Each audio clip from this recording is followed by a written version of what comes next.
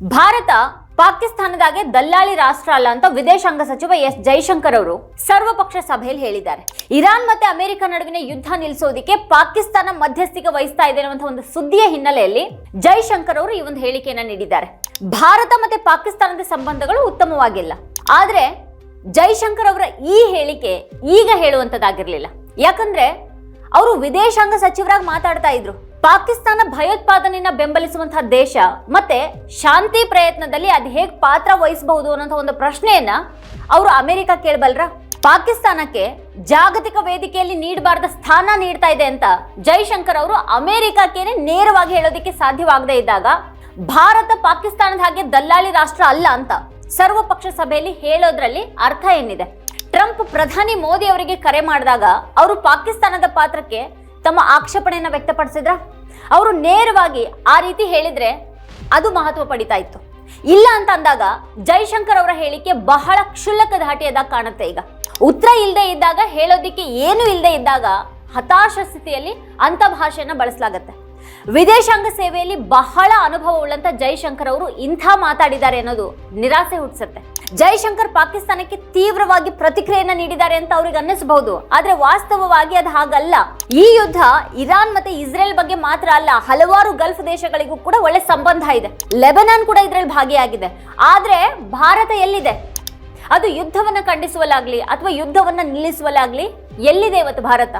ಬಹುಶಃ ಭಾರತ ಅಂತ ಯಾವುದೇ ಪಾತ್ರವನ್ನ ವಹಿಸ್ತಾ ಇರೋ ಹಾಗೆ ಕಾಣ್ತಾ ಇಲ್ಲ. ನಾವು ಪಾಕಿಸ್ತಾನದ ಹಾಗೆ ದಲ್ಲಾಳಿ ರಾಷ್ಟ್ರ ಅಲ್ಲ ಅಂತ ಹೇಳೋ ಬದಲು ಭಾರತ ಅದಕ್ಕಿಂತ ದೊಡ್ಡ ಪಾತ್ರವನ್ನ ವಹಿಸ್ತಾ ಇದೆ ಅಂತ ಜೈಶಂಕರ್ ಅವರು ವಿವರಿಸಬೇಕಾಗಿತ್ತು.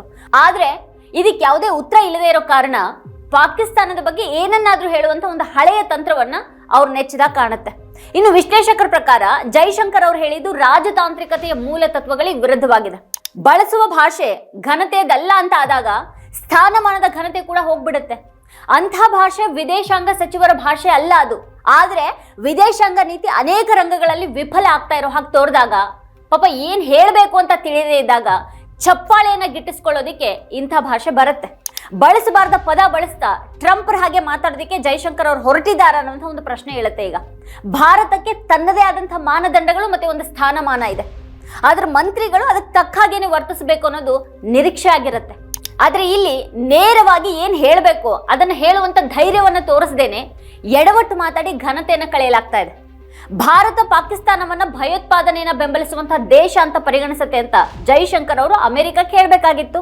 ಆದ್ರೆ ಪ್ರತಿ ಹಂತದಲ್ಲೂ ಅಂತಹ ದಿಟ್ಟ ಮಾತುಗಳನ್ನ ತಪ್ಪಿಸಲಾಗತ್ತೆ. ಟ್ರಂಪ್ ಪಾಕಿಸ್ತಾನದ ಸೇನಾ ಮುಖ್ಯಸ್ಥ ಅಜೀಂ ಮುನೀರ್ ಜೊತೆಗೆ ಊಟ ಮಾಡಿದಾಗ ಭಾರತ ಅದನ್ನು ಕೂಡ ಆಕ್ಷೇಪಿಸಲಿಲ್ಲ.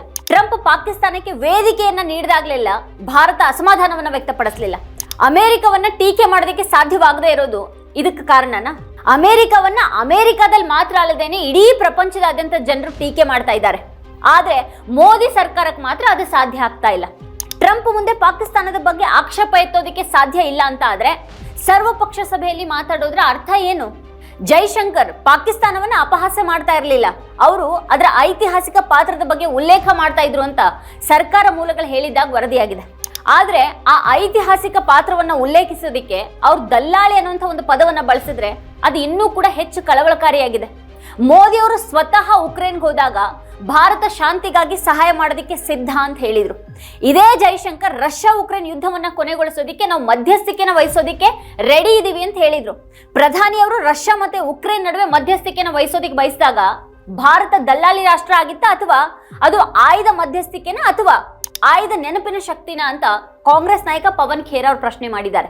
ಟ್ರಂಪ್ ಭಾರತ ಮತ್ತೆ ಪಾಕಿಸ್ತಾನದ ನಡುವೆ ಮಧ್ಯಸ್ಥಿಕೆನ ವಹಿಸೋದಾಗಿ ಹೇಳ್ಕೊಂಡಾಗ ಭಾರತ ಅದನ್ನ ದಲ್ಲಾಳಿತನ ಅಂತ ನೋಡ್ತಾ? ಯುದ್ಧಕ್ಕೂ ಕೂಡ ಶಾಂತಿ ಪ್ರಯತ್ನಗಳ ಇತಿಹಾಸ ಇದೆ. ಮಾತುಕತೆಗಳು ಮತ್ತೆ ಮಧ್ಯಸ್ಥಿಕೆಗಳು ತಮ್ಮ ಪಾತ್ರವನ್ನ ವಹಿಸಿವೆ. ಇವು ಇತಿಹಾಸದ ಹಾದಿಯನ್ನ ಬದಲಾಯಿಸಿವೆ. ಜೈಶಂಕರ್ ಅಂಥ ಪ್ರಯತ್ನಗಳನ್ನ ದಲ್ಲಾಳಿತನ ಅಂತ ಕರೀತಾ ಇದ್ದಾರೆ. ಇರಾನ್ ಭಾರತದ ಹೆಸರನ್ನ ಉಲ್ಲೇಖ ಮಾಡಿದ್ರೆ ಅಥವಾ ಟ್ರಂಪ್ ಮೋದಿ ಅವರ ಹೆಸರನ್ನ ಉಲ್ಲೇಖ ಮಾಡಿದಿದ್ರೆ ಮತ್ತೆ ಮಾತುಕತೆಯಲ್ಲಿ ದೆಹಲಿ ಪಾಲ್ಗೊಳ್ಳುತ್ತೆ ಅಂತ ಹೇಳಿದ್ರೆ ಜೈಶಂಕರ್ ನಾವಿದನ್ನ ಮಾಡೋದಿಲ್ಲ, ನಾವು ಅವ್ರ ಹಾಗೆ ದಲ್ಲಾಳಿ ರಾಷ್ಟ್ರ ಅಲ್ಲ ಅಂತ ಹೇಳ್ಬಿಡ್ತಿದ್ರ? ಭಾರತ ಇರಾನ್ ಬದಲಿಗೆ ಇಸ್ರೇಲ್ ಅನ್ನ ಬೆಂಬಲಿಸಿರೋದು ಅದರೊಂದಿಗೆ ಅಮೆರಿಕ ಮೈತ್ರಿ ಮಾಡ್ಕೊಂಡಿದೆ ಅನ್ನೋದಕ್ಕಾಗಿನ? ಸೌದಿ ಅರೇಬಿಯಾ ಪ್ರಧಾನಿ ಮೋದಿ ಅವರಿಗೆ ಅತ್ಯುನ್ನತ ಗೌರವವನ್ನ ನೀಡಿತು. ಆದ್ರೆ ಶಾಂತಿ ಮಾತುಕತೆಗೆ ಅದು ಪಾಕಿಸ್ತಾನದ ಹೆಸರನ್ನ ಮುಂದಿಡ್ತು. ಇದು ಭಾರತದ ವಿದೇಶಾಂಗ ನೀತಿಯ ಮಹಾ ವೈಫಲ್ಯ ಅಲ್ವಾ? ಟ್ರಂಪ್ ಭಾರತವನ್ನ ಅವಮಾನಿಸೋದಕ್ಕೆ ಬಯಸ್ತಾ ಇರೋ ಸಾಧ್ಯತೆ ಇದೆ. ಕಳೆದ 1.5 ವರ್ಷಗಳಲ್ಲಿ ಯಾವುದೇ ಸ್ವಾಭಿಮಾನಿ ಭಾರತೀಯರು ಒಪ್ಪದೇ ಇರುವಂತಹ ರೀತಿಯಲ್ಲಿ ಟ್ರಂಪ್ ಭಾರತವನ್ನ ಪದೇ ಪದೇ ಅವಮಾನಿಸಿದ್ದಾರೆ. ಆದ್ರೆ ಭಾರತ ಸರ್ಕಾರ ಮಾತ್ರ ಒಮ್ಮೆನೂ ಅವ್ರ ಬಗ್ಗೆ ಆಕ್ಷೇಪ ಎತ್ತಲಿಲ್ಲ. ಆ ರೀತಿ ಭಾರತವನ್ನ ಉಲ್ಲೇಖ ಮಾಡೋದನ್ನ ನಿಲ್ಲಿಸುವಂತೆ ಕೂಡ ಅವ್ರು ಕೇಳಲಿಲ್ಲ. ಟ್ರಂಪ್ ಪಾಕಿಸ್ತಾನದ ಮೂಲಕ ಭಾರತವನ್ನ ಪ್ರಚೋದಿಸ್ತಾ ಇದ್ದಾರೆ ಅನ್ನೋ ಹಾಗೆ ಕಾಣುತ್ತೆ. ಭಾರತ ತಾನು ಹೇಳ್ದ ಕೇಳುತ್ತೆ ಅಂತ ಅವ್ರು ಬಿಂಬಿಸ್ತಾರೆ. ಆದ್ರೂ ಕೂಡ ಭಾರತ ಅಮೆರಿಕದ ವಿರುದ್ಧ ಇಲ್ಲಿವರೆಗೂ ಒಂದೇ ಒಂದು ಮಾತನ್ನು ಕೂಡ ಹೇಳಿಲ್ಲ. ಭಯೋತ್ಪಾದನೆಯ ಬಗ್ಗೆ ಭಾರತ ದಶಕಗಳಿಂದ ಪಾಕಿಸ್ತಾನವನ್ನ ಪ್ರಶ್ನೆ ಮಾಡ್ತಾ ಇರುವಾಗ ಈಗ ಅದು ಇದ್ದಕ್ಕಿದ್ದ ಹಾಗೇನೆ ಜಾಗತಿಕ ವೇದಿಕೆಯನ್ನ ಹೇಗೆ ಪಡಿತಾ ಇದೆ ಅಂತ ನೇರವಾಗಿ ದಿಟ್ಟವಾಗಿ ಕೇಳಬೇಕಾಗಿದೆ. ಪಾಕಿಸ್ತಾನದಲ್ಲಿ ಅದರ ಮಾಜಿ ಪ್ರಧಾನಿ ಇಮ್ರಾನ್ ಖಾನ್ ಅವರನ್ನ ಜೈಲಿಗೆ ಹಾಕಲಾಗಿದೆ. ಅಂಥ ನಾಯಕನನ್ನ ಪಾಕಿಸ್ತಾನದಲ್ಲಿ ಯಾಕೆ ಕ್ರೂರವಾಗಿ ನಡೆಸಿಕೊಳ್ಳಲಾಗ್ತಾ ಇದೆ ಅಂತ ಭಾರತ ಕನಿಷ್ಠ ಪಕ್ಷ ಕೇಳಬಹುದಾಗಿತ್ತು. ಆಪರೇಷನ್ ಸಿಂಧೂರ್ ನಂತರ ಪಾಕಿಸ್ತಾನದ ವಿರುದ್ಧ ವಾತಾವರಣವನ್ನ ಸೃಷ್ಟಿ ಮಾಡೋದಿಕ್ಕೆ ಸಂಸದರ ನಿಯೋಗಗಳನ್ನ ಕಳಿಸಿದಂತಹ ಭಾರತ ಈ ಬಾರಿ ಯಾಕೆ ಮೌನವಾಗಿದೆ? ಭಾರತ ಇದೆಲ್ಲದರ ಬಗ್ಗೆ ಬಹಿರಂಗವಾಗಿ ಯಾಕೆ ಮಾತಾಡೋದಿಲ್ಲ? ಪಾಕಿಸ್ತಾನವನ್ನ ಬ್ರೋಕರ್ ಅಂತ ಕರೆದಿದ್ದಕ್ಕೆ ಈ ವಾಟ್ಸ್ಆಪ್ ಯೂನಿವರ್ಸಿಟಿ ಅವರಿಗೆ ಬಹಳ ಖುಷಿ ಆಗಿರಬಹುದೇನೋ. ಆದ್ರೆ ಇದು ಯಾವುದೇ ರಾಜತಾಂತ್ರಿಕ ಪ್ರಶ್ನೆಗೆ ಉತ್ತರಿಸೋದಿಲ್ಲ. ಅಮೆರಿಕ ಪಾಕಿಸ್ತಾನಕ್ಕೆ ಯಾಕೆ ಅವಕಾಶವನ್ನ ನೀಡ್ತಾ ಇದೆ ಮತ್ತೆ ಭಾರತ ಯಾಕೆ ಇದನ್ನ ಪ್ರಶ್ನೆ ಮಾಡ್ತಾ ಇಲ್ಲ?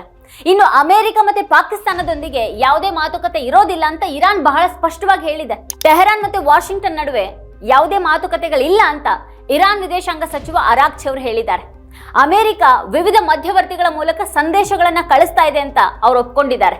ಅಂದ್ರೆ ಇದರ ಅರ್ಥ ಮಾತುಕತೆಗಳು ನಡೀತಾ ಇವೆ ಅಂತ ಅಲ್ಲ. ಇರಾನ್ ಯುದ್ಧವನ್ನ ಬಯಸೋದಿಲ್ಲ ಮತ್ತೆ ಯುದ್ಧವನ್ನ ಶಾಶ್ವತವಾಗಿ ಕೊನೆಗೊಳಿಸೋದಕ್ಕೆ ಬಯಸುತ್ತೆ ಅಂತ ಅರಾಕ್ಚಿ ಅವರು ಹೇಳಿದ್ದಾರೆ. ಆದ್ರೂ ಇರಾನ್ ಇದಕ್ಕೆ ತನ್ನದೇ ಆದಂತಹ ಷರತ್ತುಗಳನ್ನ ಇಟ್ಟಿದೆ. ಇರಾನ್ ಒಳಗೆ ಹೆಚ್ಚಿನವರು ಯಾವುದೇ ಮಾತುಕತೆಗಳನ್ನ ನಿರಾಕರಿಸಿದ್ದಾರೆ ಅಂತಾನೆ ಹೇಳಲಾಗಿದೆ. ಟೆಹರಾನ್ ನಾಯಕರು ಒಪ್ಪಂದವನ್ನ ಬಯಸ್ತಾರೆ ಅಂತ ಹೇಳುವಂತಹ ಟ್ರಂಪ್ ಮಾರ್ಚ್ 25ರಂದು 15 ಅಂಶಗಳ ಪ್ರಸ್ತಾವನೆಯನ್ನ ಕಳಿಸಿದ್ದಾರೆ ಅಂತ ಹೇಳಲಾಗಿದೆ. ಇರಾನ್ ಅಮೆರಿಕದ ಪ್ರಸ್ತಾವನೆಯನ್ನ ತಿರಸ್ಕರಿಸಿದೆ. ಇದಕ್ಕೆ ಪ್ರತಿಯಾಗಿ ಅದು 5 ಅಂಶಗಳ ಪ್ರಸ್ತಾವನೆಯನ್ನ ಮುಂದಿಟ್ಟಿದೆ. ಇಲ್ಲಿ ಮೊದಲನೇದಾಗಿ ಇರಾನ್ ಮೇಲಿನ ದಾಳಿ ಮತ್ತೆ ಅದರ ನಾಯಕರ ಹತ್ಯೆಗಳು ಸಂಪೂರ್ಣವಾಗಿ ನಿಲ್ಲಬೇಕು. ಇನ್ನು ಎರಡನೇದಾಗಿ ಇರಾನ್ ಮೇಲೆ ಇನ್ನು ಮುಂದೆ ಯಾವುದೇ ದಾಳಿ ನಡೆಯೋದಿಲ್ಲ ಅನ್ನುವಂಥ ಒಂದು ಖಾತ್ರಿ ಬೇಕು. ಮತ್ತೆ ಮೂರನೇದಾಗಿ ಯುದ್ಧ ಹಾನಿಗಳಿಗೆ ಪರಿಹಾರವನ್ನ ತುಂಬಿಕೊಡ್ಬೇಕು. ಮತ್ತೆ ನಾಲ್ಕನೇದಾಗಿ ಒಳಗೊಂಡಿರುವಂತಹ ಎಲ್ಲಾ ಗುಂಪುಗಳ ವಿರುದ್ಧದ ಯುದ್ಧ ನಿಲ್ಲಬೇಕು. 5ನೇದಾಗಿ ಇರಾನ್ ತನ್ನ ಸಾರ್ವಭೌಮತ್ವವನ್ನು ಪ್ರತಿಪಾದಿಸುವಂತ ಹಕ್ಕನ್ನ ಹೊಂದಿದೆ. ಇರಾನ್ನ 5 ಷರತ್ತುಗಳನ್ನ ಟ್ರಂಪ್ ಅವರು ಪೂರೈಸ್ತಾರ? ಇಲ್ಲಿ ತಮಾಷೆ ಏನು ಅಂತ ಅಂದ್ರೆ ಇರಾನ್ ವಿರುದ್ಧ ಯುದ್ಧ ಮಾಡಿ ಅಮೆರಿಕನೇ ಸಾಕಷ್ಟು ದೊಡ್ಡ ಹಣ ಕಳ್ಕೊಂಡಿದೆ. ಹಾಗಿರುವಾಗ ಅದು ಯುದ್ಧದಲ್ಲಿ ಉಂಟಾದಂತಹ ನಷ್ಟಗಳಿಗಾಗಿ ಇರಾನ್ಗೆ ಪರಿಹಾರ ನೀಡುತ್ತಾ? ಈ ಷರತ್ತುಗಳ ಕುರಿತು ಒಪ್ಪಂದ ಸಾಧ್ಯ ಅನ್ನೋ ಹಾಗೆ ತೋರ್ತಾ ಇಲ್ಲ. ಇನ್ನು ಟ್ರಂಪ್ ಘೋಷಿಸಿದಂತಹ 5 ದಿನಗಳ ವಿರಾಮ ಮಾರ್ಚ್ 27ರಂದು ಮುಗಿದ ಮೇಲೆ ಮುಂದೇನಾಗತ್ತೆ? ಅಮೆರಿಕ ಇರಾನ್ ಮೇಲೆ ದಾಳಿ ಮಾಡೋ ಮೂಲಕ ತಪ್ಪು ಮಾಡಿದೆ ಅಂತ ಅಮೆರಿಕದ ಯುದ್ಧ ತಜ್ಞರೇ ಹೇಳ್ತಾ ಇದ್ದಾರೆ. ಈಗ ಇರಾನ್ ಅಮೆರಿಕವನ್ನು ಮೀರಿಸಿದೆ. ಅದು ಯುದ್ಧದ ವ್ಯಾಕರಣವನ್ನೇ ಬದಲಾಯಿಸಿಬಿಟ್ಟಿದೆ. ಅದರ ಕ್ಷಿಪಣಿಗಳು US ನೌಕಾಪಡೆ ವಾಯುಪಡೆಯನ್ನ ಹೊಡೆದಿವೆ ಅಂತ ವಿಶ್ಲೇಷಿಸಲಾಗ್ತಾ ಇದೆ. ಇರಾನ್ ಏಕಕಾಲದಲ್ಲೇನೆ 100 ಕ್ಷಿಪಣಿಗಳನ್ನ ಹಾರಿಸ್ತಾ ಇದೆ. ಹಾಗಾದ್ರೆ ಅಮೆರಿಕ ಮತ್ತೆ ಇಸ್ರೇಲ್ ಏಕಕಾಲದಲ್ಲಿ 100 ಕ್ಷಿಪಣಿಗಳನ್ನ ಉಡಾಯಿಸುವಂತ ಸಾಮರ್ಥ್ಯವನ್ನ ಹೊಂದಿಲ್ವಾ? ಈಗ ಅಮೆರಿಕದ ಪತ್ರಿಕೆಗಳು ಇರಾನ್ ಅಮೆರಿಕವನ್ನ ಈ ಯುದ್ಧದಲ್ಲಿ ಸಿಲುಕಿಸಿದಂತಹ ಸ್ಥಿತಿಯ ಬಗ್ಗೆ ಬರೆಯೋದಿಕ್ ಪ್ರಾರಂಭ ಮಾಡಿವೆ. ಇರಾನಿನ ದಾಳಿಗಳು ಅಮೆರಿಕದ ನೆಲೆಗಳಿಗೆ ತೀವ್ರ ಹಾನಿಯನ್ನು ಉಂಟು ಮಾಡಿವೆ. ಕುವೈತ್ ಮಿಲಿಟರಿ ನೆಲೆಯ ಮೇಲೆ ಅತಿ ಹೆಚ್ಚು ದಾಳಿ ನಡೆಸಲಾಗಿದೆ. ಆಪರೇಷನ್ ಎಪಿಕ್ ಫ್ಯೂರಿಯಲ್ಲಿ US ಕ್ಷಿಪಣಿ ವಿರೋಧಿ ರಕ್ಷಣಾ ವ್ಯವಸ್ಥೆಯ 3ನೇ ಒಂದು ಭಾಗ ನಾಶ ಆಗೋಗಿದೆ ಅಂತ ವರದಿಗಳಿವೆ. ಇದನ್ನ ಮತ್ತೆ ತುಂಬಿಕೊಳ್ಳೋದಕ್ಕೆ 8 ವರ್ಷಗಳೇ ಬೇಕಾಗುತ್ತವೆ. ಇನ್ನು ದಾಳಿಯ 4 ವಾರಗಳಲ್ಲಿ ವಿಶ್ವದ ಅತಿ ದೊಡ್ಡ ಮಿಲಿಟರಿಯನ್ನ ಈ ಸ್ಥಿತಿಗೊಳಿಸಲಾಗಿದೆ. ಹಾಗಾದ್ರೆ ನೆಲದ ಮೇಲೆ ದಾಳಿ ನಡೆದ್ರೆ ಏನಾಗುತ್ತೆ? US ನೆಲದ ಮೇಲೆ ದಾಳಿ ನಡೆಸಿದ್ರೆ ಯುದ್ಧ ಬಹಳ ದೀರ್ಘ ಮತ್ತೆ ಅಪಾಯಕಾರಿ ಆಗಬಹುದು ಅನ್ನೋ ವಿಶ್ಲೇಷಣೆಗಳಿವೆ. ಟ್ರಂಪ್ ನೆಲದ ಮೇಲೆ ದಾಳಿ ಮುಂದಾಗ್ತಾರೆ ಅನ್ನೋದಾದ್ರೆ ಅವರ ವಾಯುಪಡೆ ನಿಷ್ಪ್ರಯೋಜಕವಾಗಿದೆಯಾ? ಹಾಗಾದ್ರೆ ಅಮೆರಿಕದ ದೌರ್ಬಲ್ಯಗಳು ಬಹಿರಂಗ ಆಗ್ತಾ ಇವೆ. ಟ್ರಂಪ್ ಸಿಕ್ಕು ಬಿದ್ದಿದ್ದಾರೆ. ಮತ್ತೆ ಇನ್ನೊಂದ್ ಕಡೆಗೆ ನೇತನ್ಯಾಹು ಟ್ರಂಪ್ ಅವರನ್ನ ಈ ಸಂಕಷ್ಟದಿಂದ ಹೊರಗೆ ಬರೋದಿಕ್ ಬಿಡೋದಿಲ್ಲ. US ಮತ್ತೆ ಇರಾನ್ ನಡುವೆ ಮಾತುಕತೆ ನಡೆಯುವಂತ ಸಾಧ್ಯತೆ ಕಂಡಾಗ್ಲೆಲ್ಲ ಇಸ್ರೇಲ್ ದಾಳಿ ನಡೆಸುತ್ತೆ. ಟ್ರಂಪ್ ಯುದ್ಧವನ್ನ ನಿಲ್ಲಿಸಬಹುದು ಅಂತ ನೇತನ್ಯಾಹು ಕಳವಳಗೊಂಡಿದ್ದಾರೆ ಅನ್ನುವಂಥ ವರದಿಗಳಿವೆ. ಆದ್ರಿಂದ ಅವರು ಇರಾನ್ ಮೇಲೆ ತೀವ್ರ ಬಾಂಬ್ ದಾಳಿ ಆದೇಶವನ್ನ ನೀಡಿದ್ದಾರೆ ಅಂತ ಹೇಳಲಾಗಿದೆ. ಹೀಗಾಗಿ ಇರಾನ್ಗಿಂತ ಮೊದಲು ಅಮೆರಿಕ ಇಸ್ರೇಲ್ನೊಂದಿಗೆ ಮಾತುಕತೆಯನ್ನ ನಡೆಸಬೇಕಾಗಿದೆ. ಅಮೆರಿಕ ಮತ್ತೆ ಇಸ್ರೇಲ್ ಯುದ್ಧ ನಿಲ್ಲಿಸೋದ್ರ ಬಗ್ಗೆ ಒಂದು ಒಪ್ಪಂದಕ್ಕೆ ಬರದ ಹೊರತು ಇರಾನ್ನೊಂದಿಗೆ ಮಾತುಕತೆ ಪ್ರಯತ್ನಗಳು ಬರೀ ನೆಪ ಆಗ್ತವೆ. ಯುದ್ಧದ ನಡುವೆ ಜಗತ್ತಿನೆಲ್ಲೆಡೆ ಅನೇಕ ದೇಶಗಳಲ್ಲಿ ತೈಲ ಮತ್ತೆ ಅನಿಲ್ ಬಿಕ್ಕಟ್ಟು ಹೆಚ್ಚಾಗಿದೆ. ಮೋದಿ ಕೂಡ ಈ ಒಂದು ಬಿಕ್ಕಟ್ಟನ್ನ ಒಪ್ಕೊಂಡಿದ್ದಾರೆ. ಮತ್ತೆ ಈಗ ದೇಶ ಒಗ್ಗಟ್ಟಿನಿಂದ ಇರಬೇಕು ಅಂತ ಹೇಳಿದ್ದಾರೆ. ವೀಕ್ಷಕರೇ, ಕುರಿತು ನಿಮ್ಗೇನು ಅನ್ಸುತ್ತೆ, ಏನು ಅಭಿಪ್ರಾಯ ಇದೆ ಅದನ್ನ ವಿಡಿಯೋ ಕೆಳಗಡೆ ಕಮೆಂಟ್ ಮಾಡಿ ನಮಗೆ ತಿಳಿಸಿ. ಇದೇ ಹೊತ್ತಿನ ಸ್ಪೆಷಲ್ ನೋಡ್ತಾ ಇರಿ ವಾರ್ತಾಭಾರತಿ. ನೀವಿನ್ನು ವಾರ್ತಾಭಾರತಿ ಯೂಟ್ಯೂಬ್ ಚಾನಲ್ ಅನ್ನು ಸಬ್ಸ್ಕ್ರೈಬ್ ಮಾಡಿಲ್ಲ ಅನ್ನೋದಾದ್ರೆ ಈ ಕೂಡಲೇ ಸಬ್ಸ್ಕ್ರೈಬ್ ಮಾಡಿ, ಹಾಗೆ ಪಕ್ಕದಲ್ಲೇ ಇರುವಂತಹ ಬೆಲ್ ಐಕಾನ್ ಪ್ರೆಸ್ ಮಾಡಿ ನಮ್ಮನ್ನ ಪ್ರೋತ್ಸಾಹಿಸಿ. ನಮ್ಮ ಕಾರ್ಯಕ್ರಮಗಳನ್ನ ನೀವು ನೋಡ್ತಾ ಇದ್ರೆ ನಮ್ಮ ಚಾನೆಲ್ ಅನ್ನ ಸಬ್ಸ್ಕ್ರೈಬ್ ಮಾಡಿ, ಪಕ್ಕದ ಬೆಲ್ ಐಕಾನ್ ಒತ್ತಿ ನಮ್ಮನ್ನ ಬೆಂಬಲಿಸಿ. ಹಾಗೆ ನಮ್ಮ ಕಾರ್ಯಕ್ರಮಗಳನ್ನ ಲೈಕ್ ಮಾಡಿ, ಕಮೆಂಟ್ ಮಾಡಿ, ಅದನ್ನ ಬೇರೆಯವರಿಗೂ ವಾಟ್ಸ್ಆಪ್ ಮೂಲಕ ಶೇರ್ ಮಾಡಿ. ನೀವು ಹೀಗೆ ಮಾಡಿದಾಗ ನಮ್ಮ ಚಾನೆಲ್ ಮತ್ತಷ್ಟು ಜನರಿಗೆ ತಲುಪಲು ನೀವು ನಮ್ಮೊಂದಿಗೆ ಸಹಕರಿಸಿದ ಹಾಗಾಗುತ್ತೆ. ಇದು ನೀವು ಯಾವುದೇ ಖರ್ಚಿಲ್ಲದೆ ಕೆಲವೇ ಸೆಕೆಂಡುಗಳಲ್ಲಿ ನೀಡಬಹುದಾದ ಸಹಕಾರ. ಧನ್ಯವಾದಗಳು.